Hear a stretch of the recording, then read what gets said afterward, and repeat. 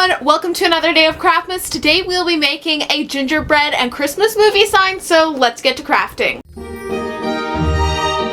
For this, you're going to need a round wooden sign. Mine is almost 7 inches across, about 6 3/4. And now that you have your blank, it's time to go and make your design in Cricut Design Space. For this design, I went with gingerbread and Christmas movies, and I had these little gingerbread men from the Etsy shop I've linked down below. They are so great and cut so easily on my Cricut. Once you have your design, you can just lay out your words and lettering however you want.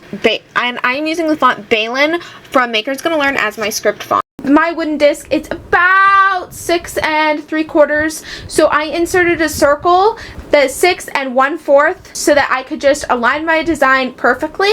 So after you have your design all arranged, load your mat. And for this, we'll be using heat transfer vinyl, so don't forget to lay your vinyl shiny side down. And make sure to adjust your settings when cutting it out to mirror your design. And now that you have your vinyl loaded on your mat, cut out your design with your Cricut. And now that your vinyl's cut, it's time to weed it. So now that you have weeded your design, iron it onto your blank. So here is how our sign turned out. I love it. I did end up adding this gingerbread just because it needed more gingerbread. So thank you guys for joining today's video, and don't forget to like, comment, and subscribe, and I'll see you next time. Happy holidays!